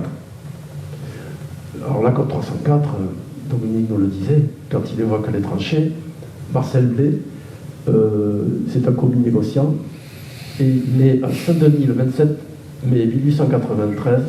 La côte, voilà, nous avons donc, on a l'impression que ces hommes sont minéralisés dans leurs tranchées, que, en fin de compte, la terre et les hommes ne font plus qu'un.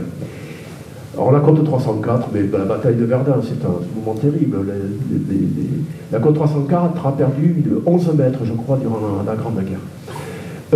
Donc lui aussi, il s'engage, il a fait Saint-Cyr, etc. Et il va être cité 2 fois. Il est mort au combat à la côte 304 dans la bataille de Verdun le 20 juin 1916. Croix de guerre avec étoile d'argent. Et voici donc une photo qui dit, en fin de compte, toute la lassitude des hommes.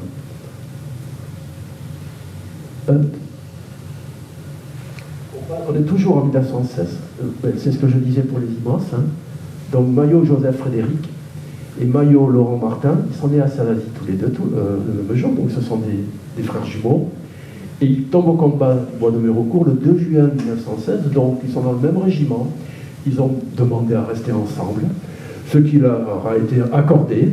Et donc, le régiment est mis en ligne le 1er juillet 1916, et donc ils sont morts au combat tous les deux, sans doute tués par le même obus. Et donc on est là dans le premier jour de la bataille de la Somme.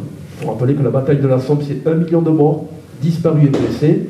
Entre le 1er juillet et le 18 novembre 1916, alors les chiffres sont tellement astronomiques qu'il est encore impossible aujourd'hui de faire un bilan exact de la bataille de la Somme, mais de toutes les batailles, en fin de compte, 200 000 Français, 420 000 Britanniques, 420 000 Allemands, 3500 obus tirés à la minute le 1er juillet 1916, 19 millions d'obus tirés par les Britanniques. Donc les chiffres sont astronomiques, on pourrait y passer un long moment. Donc, bon, mais voilà, donc là on a une déchetterie à ciel ouvert d'obus. Et on a, voilà, mais Dominique nous le disait, un petit peu les conditions de vie de ces hommes qui vivent un quotidien évidemment terrible. Je pense qu'on ne se rend pas trop compte, c'est difficile voilà, même si on est imprégné de ce mouvement. Donc là, ce sont évidemment des soldats armés, donc, qui sont au repos au bois de Thietval en août 1916. On passe à l'année 1917 et on va changer de front. Parce que nos amis de Gallipoli, ils sont transportés parce que les Turcs, ils ne cèdent rien de leur pays, hein, de leur presqu'île de Gallipoli. Donc on bascule sur le front serbe qu'on a appelé le front d'Orient. On passe par la Grèce, par Salonique, on s'y installe, et on va attaquer donc Alors d'abord, je voulais évoquer Louis-Léopold Alma, qui est aussi né aux Avirons, qui lui est dans l'offensive Nivelle, hein, donc, qui a été rappelé par Dominique. Donc, pourquoi je le dis? Parce que c'est le seul soldat dont les restes mortels ont été rapatriés par la famille en 1923, et il a été inhumé dans sa commune. Alors, notre ami Tarnec Constant-Émile, il est né à Saint-Denis. Donc, il participe au combat contre les Autrichiens et les Bulgares. Et il est sous-lieutenant, il est né le 7 janvier 1884 et il va mourir au combat en Serbie le 2 avril 1917. Donc on est là à Salonique dans ce qu'on appelait le camp retranché français.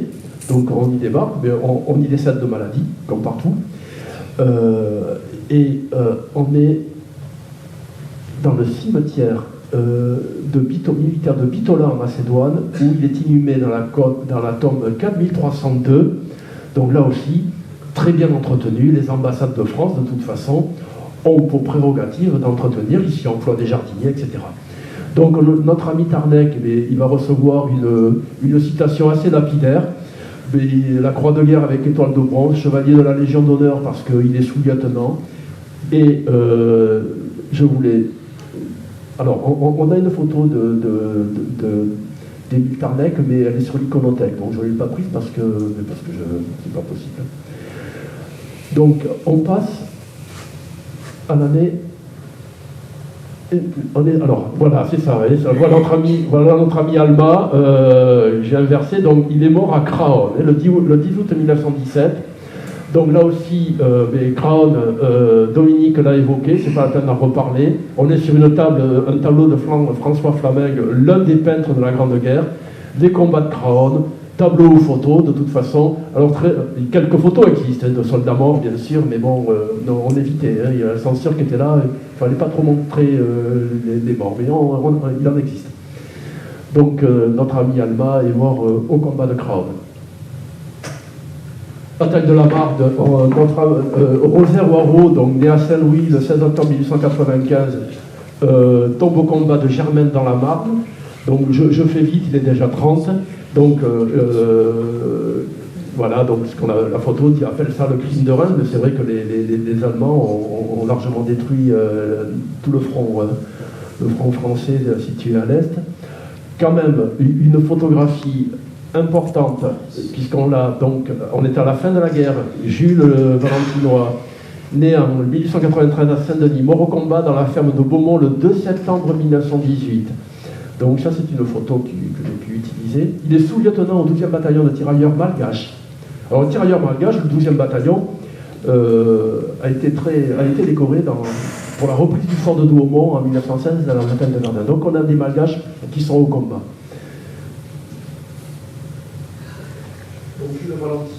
Et on passe à l'année 1919. Alors, avec Adam de Villiers, né à Saint-Denis, mort de la grippe espagnole. Donc, j'ai fait un gros travail sur la grippe espagnole, hein, puisque vous savez que la grippe espagnole est arrivée par le Madonna à la fin du mois de mars 1919. Et donc, c'est une conséquence, puisqu'il ramène des soldats réunionnais. Et lui va mourir à Paris. Il est lieutenant-colonel, donc au 141e régiment d'infanterie, et il va mourir de grippe espagnole 5 jours après son fils, qui est mort, lui, de maladie en Allemagne, le 12 mars 1919. Son fils qui s'appelait Jacques Adam de Villiers.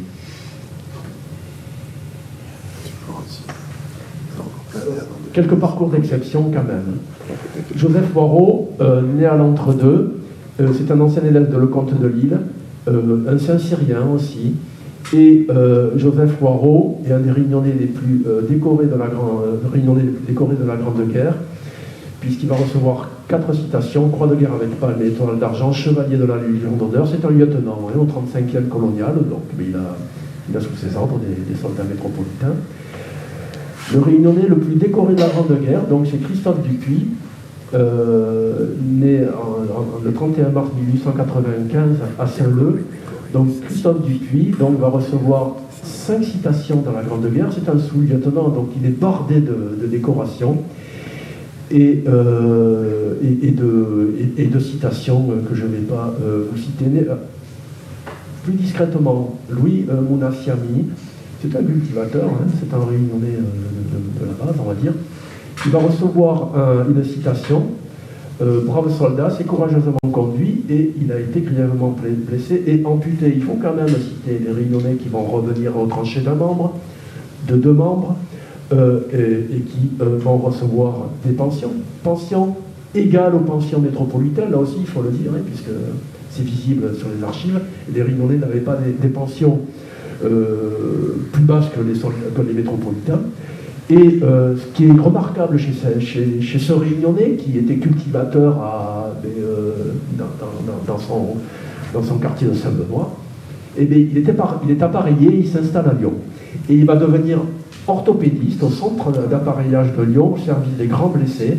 Il va être élevé au grade de chevalier de la Légion d'honneur, et en fin de compte, il devient orthopédiste, et il finit ses jours à Lyon. Donc il faut dire qu'à la fin de la guerre, la classe 1919 a été appelée, c'est-à-dire des jeunes gens nés en 1899. Et les plus jeunes réunionnais que j'ai pu retrouver s'appellent Antoine Clarivet. Donc c'est un jeune dionysien qui est mort de maladie à l'hôpital de Miliana à Alger.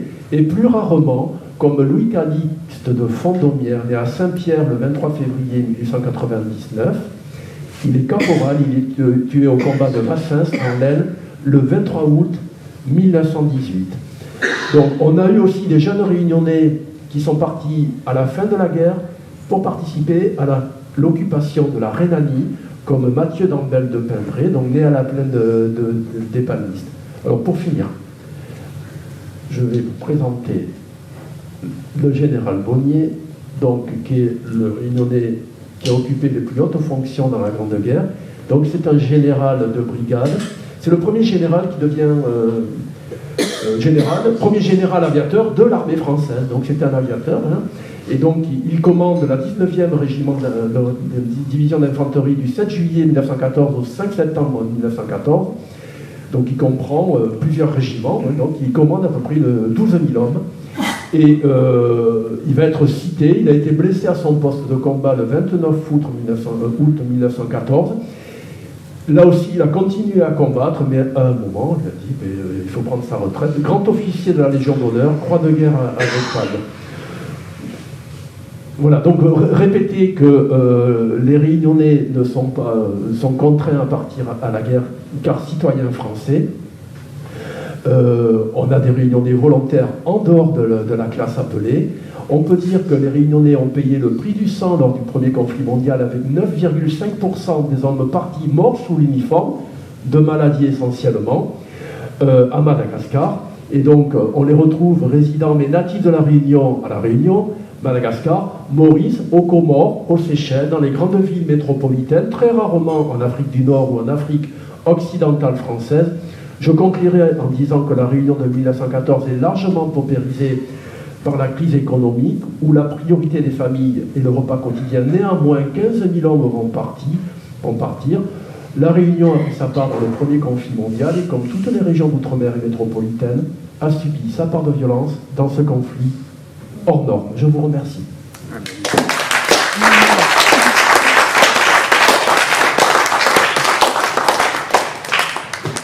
Alors, oui, j'imagine que vous êtes un peu abattu.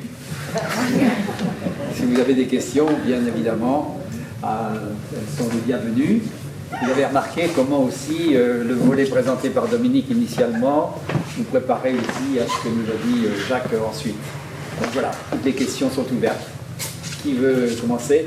Est-ce qu'on peut prendre un micro, Pascal, d'après toi? Ah oui, d'accord. Bon, alors voilà, donnez de la voix. Madame, allez-y, la première. En fait, je voudrais savoir le nombre de corps qui a été rapatrié. Le nombre de corps rapatriés. Très peu. Donc j'ai retrouvé Alma, j'ai retrouvé des airbags sur Saint-Pierre. Et maintenant, est-ce que les tombes existent toujours? Ça, je ne sais pas. Il faudrait voir des cimetières. Et le rapatriement, il était réglé par... La famille. La famille. Oui. Oui, parce que ces hommes étaient déposés dans la nécropole nationale, mais bon, payer pour rapatrier un cercueil. Ouais, merci. Oui, monsieur Dorémieux, oui. Oui. En face, les Allemands, eux, ils perdent combien Combien de soldats? Alors, la Grande Guerre, c'est 10 millions de morts. On considère que les Allemands ont perdu 2 millions d'hommes. Les Français, 1 400 000, 500 000. Les chiffres ne sont pas définitifs, puisqu'encore une fois, de nombreux corps ont disparu, que la comptabilité exacte n'a pas pu être faite, mais néanmoins, 2 archives majeures, Mémoire des hommes, le site Mémoire des hommes, donc tout est du... vous avez donc des fiches Morts pour la France, des Réunionnais qui sont visibles, et le site d'Aix-en-Provence, où vous avez 45 000 registres, matricules de Réunionnais qui sont numérisés. C'est-à-dire que quand les familles m'interrogent pour retrouver la trace d'un homme et son parcours de guerre, je travaille sur le registre matricule. Alors il me faut un nom, mais évidemment il me faut les prénoms. Parce que si on s'appelle Paillette, et que ça devient compliqué, parce que j'ai à peu près 700 paillettes qui sont parties dans le premier conflit mondial. Donc, mais néanmoins, on peut y arriver. On peut y arriver en faisant des petits bonds. Et puis, avec la passion, on peut beaucoup. Surtout s'il faut répondre à une famille qui cherche, depuis 100 ans, la trace d'un grand-père, d'un arrière-grand-père. Et ça a pu être fait grâce à ce travail de prospection. Alors, voilà. Comme j'ai des automatismes, ben, ça va plus vite que si quelqu'un faisait ce travail. Et je le continue à le faire puisqu'on m'interroge encore de temps en temps. Une question pour M. Maraval, peut-être? Oui, ben moi j'en aurais une. À savoir, bon, vous avez décrit un tableau catastrophique. D'où tenez-vous ces... Oh, c'est très simple, hein, tout le monde peut les avoir. Il suffit d'acheter les livres Paroles de Poilu édités par France Inter. J'ai tout pris là-dedans. J'ai rien inventé. C'est tout dans Paroles de Poilu de France Inter. Et puis j'en ai retrouvé d'autres. Bon, moi l'idée, l'idée du roman que j'ai fait est venue partie de mon village où il y a eu un historien amateur. D'ailleurs, c'est marrant parce que son fils était commandant de police à Saint-Louis pendant de nombreuses années, et qui a eu l'idée un jour d'organiser une expo avec les lettres de Poilu qu'elle avait envoyées à leur famille dans le village. Et moi, il y en a une qui m'a fait écrire presque le roman. C'était un gamin de 20 ans. Il était lieutenant à 20 ans. Vous imaginez le massacre qu'il y avait eu pour qu'on nomme des gamins de 20 ans lieutenant? Le massacre qu'on avait... Et il écrivait à ses parents, ben voilà, aujourd'hui on est parti à 1200 à l'assaut d'un fortin allemand imprenable. On savait qu'on savait imprenable. On est revenu à 200 le soir. Demain on y repart, donc demain soir je serai mort, mes chers parents, je vous fais mes adieux, priez pour moi. Voilà. À quel point on était arrivé, à quel point de nommer des gamins de 20 ans lieutenant, parce que les officiers, les capitaines qui étaient souvent à l'avant avec les commandants se faisaient massacrer comme des hommes du rang, quoi. C'était un tel massacre. En 1917, Lénine libère l'armée allemande. Oui. Et pourtant, ils vont perdre. Et pourtant ils vont perdre l'année d'après. Où il y a l'explication. Je crois qu'il y a eu l'entrée en guerre des Américains aussi. Je crois qui a apporté du sang neuf, même s'ils n'étaient pas très expérimentés. Par exemple, les soldats américains, il a fallu les former pendant quelques mois. Mais en matière de nombre, le nombre était plus important chez les Alliés, avec l'apport américain, et même des autres, il n'y a pas eu des Américains, des Canadiens aussi, qui sont venus se battre sur le front dans le nord de la France. Et donc, et puis il y avait un ras-le-bol aussi du côté allemand, parce que j'ai parlé du ras-le-bol du côté français, mais du côté allemand, c'était pas mieux. Là, je viens de voir cet après-midi un film qui s'appelle À l'Ouest, rien de nouveau, c'est ça, non? Ouais. Où on montre la guerre de 14 côté allemand. C'est exactement ce que je raconte dans mon bouquin, mais côté allemand, quoi. Ils vivaient la même chose, les gars, le découragement. Ils avaient l'impression d'être envoyés au casse-pipe gratuitement par leurs généraux. Exactement du même côté, la même chose, que du même ressenti que les Français. On sait qu'à la fin de la guerre 1918, donc, des régiments entiers allemands désertent, rentrent chez eux. L'Allemagne subit un embargo économique. À Berlin, on mange du pain grossi au sang, c'est-à-dire que l'armée allemande est épuisée économiquement parce que l'Allemagne est épuisée économiquement. Elle ne peut plus résister. Donc elle perd la guerre.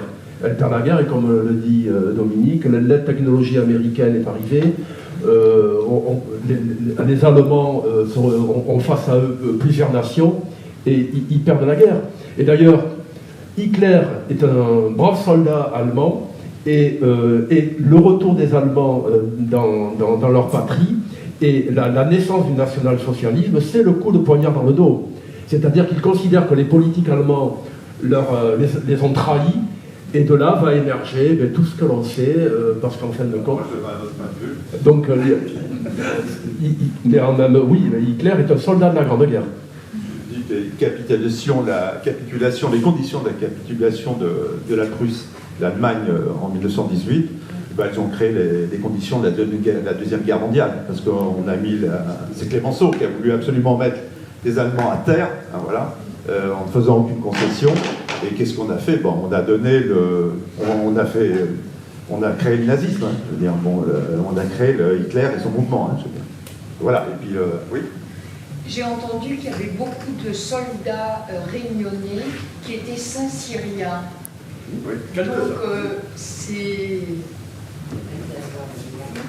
Oui, en effet, madame. Alors, quelques-uns, Quelques-uns. Mais c'est quand même super. Ah, mais Saint-Cyr, oui, c'est quand même l'école militaire majeure, oui. Mais les Réunionnais ont une longue histoire militaire et une longue histoire coloniale ici aussi, il faut bien le dire. Dernièrement, je parlais avec une amie dont le grand-père était en Indochine et qui est réunionnaise. Donc, on a quand même beaucoup de Réunionnais qui, effectivement, ont été des officiers supérieurs, dont le général Bonnier, mais ils ne sont pas nombreux, mais des Saint-Cyriens, oui, il y en a eu quelques-uns, oui, bien sûr. Oui, madame. Vas-y, Patricia. Au cours de vos recherches, vous avez pu évoquer la question, découvrir ce qui s'était passé avec le maréchal Gallieni, qui avait eu l'autorisation d'emmener ses troupes de coloniaux à Fréjus. Non, je n'ai pas travaillé sur Gallieni. Parce que Gallieni, son approche est intéressante. Il y a 5 soldats réunionnais enterrés dans le cimetière de Saint-Raphaël, autour de la tombe de Gallieni. Oh, d'accord. Et il y a donc cette volonté de ce maréchal, voyant ses troupes coloniales souffrir, les ramener. Il a l'autorisation, après la bataille de Verdun, il a l'autorisation de sa hiérarchie de permettre aux bataillons coloniaux de descendre passer un hiver à Fréjus et à Saint-Raphaël.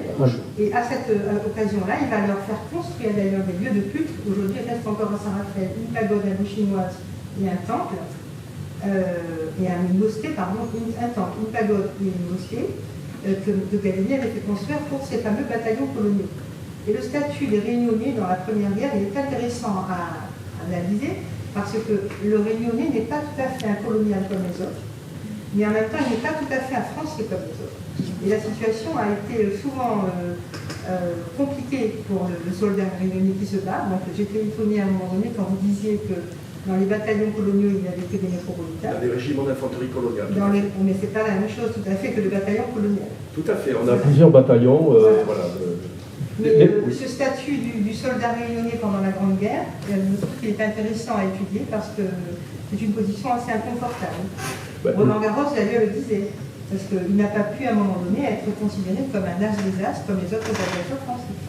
C'est vrai, même s'il y a eu beaucoup de reconnaissance, Roland Garros, quand même, a été reçu par le président de la République, qui lui a déconseillé de reprendre l'avion. Les Réunionnais donc, combattent assez massivement dans les régiments d'infanterie coloniale. On a beaucoup de sous-officiers réunionnais qui commandent dans les bataillons de tirailleurs sénégalais.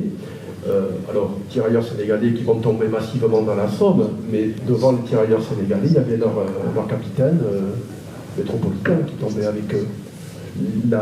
Aujourd'hui, la théorie de la chair à canon du soldat africain est rejetée par tous les historiens dignes de ce nom. Donc oui, mais le Réunionnais, la majorité, déjà, ils ne parlent pas la langue. Donc il y a un problème de communication, même si je pense que la langue des tranchées et la langue du soldat, bon, ils l'ont vite acquise, mais évidemment qu'il se sent étranger dans un pays étranger. Pour lui, qui n'a jamais pris le bateau ni la mer, ça a été très compliqué pour ces hommes de s'adapter et de traverser ça. comme pour les soldats néo-calédoniens, comme pour les soldats kanaks, comme pour les soldats antillais, etc. etc. Donc on a des hommes qui sont passés d'un univers à l'autre et qui ont vécu un cumul de souffrances assez incroyable. Moi, je voulais poser une question. J'étais surpris d'apprendre que les soldats réunionnais avaient un taux d'invalidité au sortir de la guerre identique à ceux de métropole, alors qui venaient pas de France, alors qu'on a appelé des gens d'autres colonies comme le Sénégal. Mon père est originaire du Sénégal, et je sais que les pensions d'invalidité étaient divisées par 3. Alors pourquoi d'un côté on va donner des pensions égales aux soldats français, des gens qui viennent d'autres pays que la France? Les soldats réunionnais ont reçu les mêmes pensions que les soldats français. Je le dis, j'ai les veuves, hein. Je parle de ça. Donc ça c'est visible. Donc les soldats réunionnais sont des Français, ils reçoivent les mêmes pensions. Alors après, ce que tu dis est vrai. Donc les soldats africains, que le seul député de l'Assemblée nationale, Emmett Diagne, va aller recruter dans toute l'Afrique de l'Ouest pour les faire partir en fin de compte. Hein. Effectivement, à l'arrivée, ils n'auront pas de pension, puis ils n'auront jamais de pension. Hein. Une toute petite pierre, en général. Oui, mais les soldats réunionnais touchent la même pension. C'est-à-dire que on a quelques soldats réunionnais qui ont été invalides. On a M. Clem de Silaos, on a aussi le poilu de Mafat qui a été gravement intoxiqué par les gaz, Jacob Gaz en plus. Ils ont touché des pensions, ça c'est visible. Merci. J'ai encore une question. Voilà. Est-ce que c'est vrai qu'on donnait du vin aux soldats pour qu'ils aillent au combat? Oui, l'agneau avant de... Le rhum réunionnais a été massivement exporté vers les tranchées de la Grande Guerre. Je peux même rajouter, au début de la guerre, c'était le quart de rouge, et à la fin de la guerre, c'était 2 litres par soldat. J'ai entendu dire que, comme il y avait beaucoup d'Africains qui étaient des colonies qui étaient musulmans, ça arrangeait tout le monde, parce qu'on n'avait pas à leur donner de l'alcool. Aussi, donc on faisait des économies un peu sur... Les gens disaient, les anciens de Verdun disaient, on a manqué parfois d'eau à Verdun, mais jamais de vin. Ça, c'est Pétain, ça, hein, qui a amélioré l'ordinaire de ce côté-là. Oui, encore une question? Au cours de la Deuxième Guerre mondiale, les Français d'Alsace-Moselle annexés ont été des malgré nous. Oui.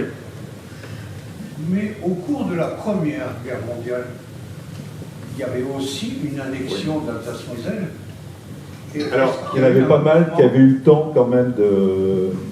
Il y en avait pas mal qui étaient partis du côté français quand même, hein, des territoires occupés par l'Allemagne à ce moment-là. Et d'ailleurs, il y a l'État allemand, notamment au moment de la chanson de Craon. La chanson de Craon, les premiers à l'avoir découvert, c'est les soldats allemands qui l'ont découvert dans les poches des soldats français prisonniers. Et après, il l'a balancé par avion, paraît-il, sur les territoires occupés, des territoires français qu'ils occupaient, en disant « Regardez, vos enfants sont partis se battre pour la France, mais regardez comme ils sont malheureux, hein, je veux dire, regardez ce qu'ils vivent. Hein. Alors dites-leur d'arrêter le combat et tout. » Voilà. Propagande. D'ailleurs, si on veut parler des malgré nous, quand on parle de radio sur Glane, il y avait beaucoup de malgré nous, il y avait des SS, mais beaucoup étaient alsaciens et lorrains, qui se sont planqués un peu à la Libération, notamment dans des confréries religieuses, que je ne vois pas, mais que j'ai connu, moi, élève. Oui, monsieur.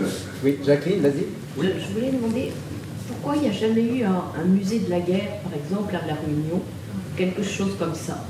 Ou est-ce qu'il y aurait une volonté du conseil régional, enfin de la région, de faire ça pour que nos jeunes, nous-mêmes, puissent aller essayer de comprendre ce qui s'est passé sur les années antérieures. Voilà, je suis très surprise qu'il n'y ait jamais eu ça à La Réunion. Est-ce que vous avez une réponse? Ce que l'on sait, c'est que la guerre plus la grippe espagnole a été, je dirais, zappée par la population. parce que c'est un temps de souffrance. La grippe espagnole, bon, sur laquelle j'ai travaillé, où j'ai quand même rectifié 2 ou 3 choses qui avaient déjà été dites par des prédécesseurs. Bon, moi, je ne suis pas historien.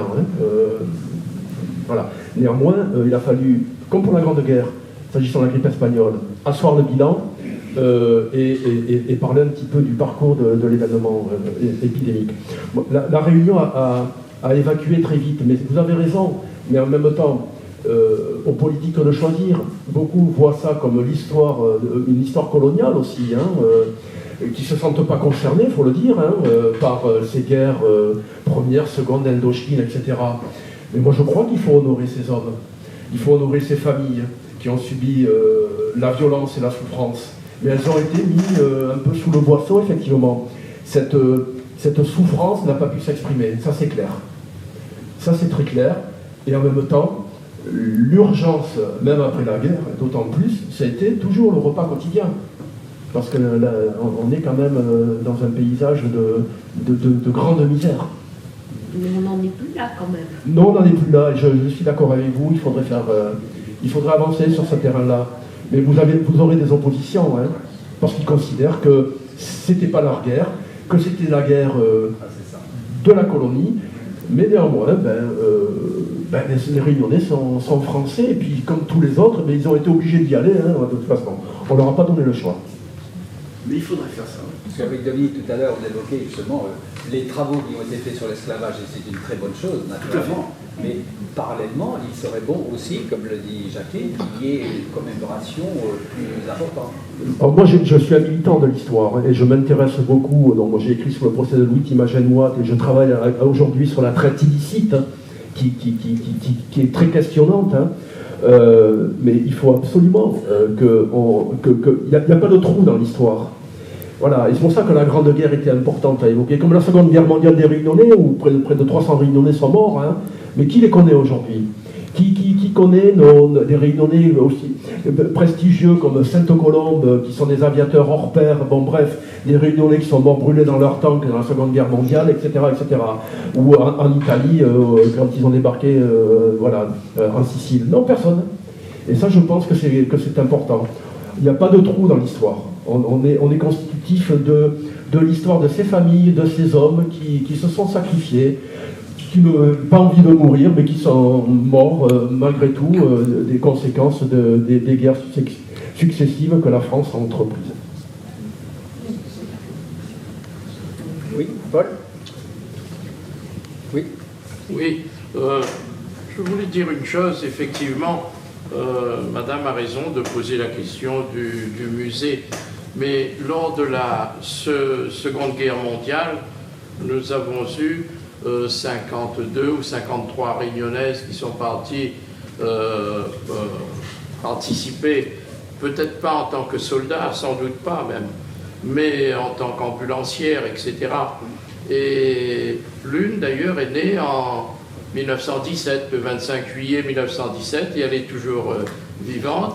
Et elle a passé quand même une bonne partie de son temps dans les collèges, dans les classes de 3e et dans les lycées à partager cette contribution, cette participation à la Seconde Guerre mondiale, à faire participer les jeunes à ça. Voilà, c'est tout ce que je voulais dire.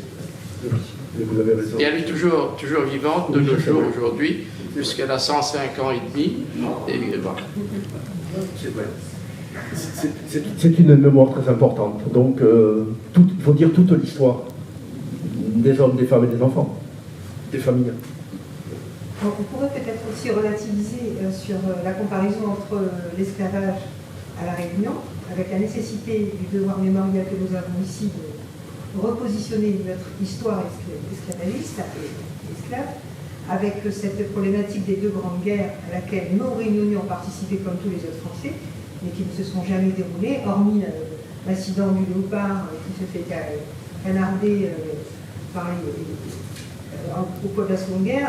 On n'a rien sur l'île qui retrace réellement les épisodes de la Grande Guerre, hormis la souffrance de la population civile qui va vivre les mêmes privations qu'en métropole. Mais il n'y a pas, dans une démarche d'historien, à mon sens, forcément nécessité monter un musée de l'histoire. Je trouve que les sources chez nous, les éléments, les situations sont vraiment infimes par rapport à l'histoire nationale. Et cette participation aux deux grandes guerres, ce sont des événements qui nous font appartenir pleinement à l'histoire française. Donc il faut rester justement dans le cadre français, à mon sens, c'est juste le cas de la ville, évidemment, mais rester dans le cadre français. Quand on va dans une nécropole nationale, en métropole, on est toujours ravi de voir le nombre. Tout de suite, les soldats réunionnais sont identifiés. On appartient à cette grande histoire de la France, et peut-être ne pas forcément aller chercher trop loin aussi sur cette question des deux grandes guerres. C'était juste mon avis. Alors que pour l'esclavage, il se justifie tout à fait de développer tout un devoir mémoriel à la Réunion, parce que c'est une partie intrinsèque de notre histoire et de notre culture. Tout à fait. Et il ne faut pas oublier aussi une chose, à mon sens, toujours, c'est qu'en 1936, quand il y a le Front populaire et qu'on parle des colonies, on dit toujours de la Réunion qu'elle est la plus française des colonies. La Réunion s'est toujours fait remarquer par son amour profond de la France. Absolument. Et donc, c'est plutôt rester dans cette histoire française qui est notre histoire nationale. C'est plutôt dans ce sens-là que je verrai la suite de l'histoire des Réunionnais dans les guerres. Très bien.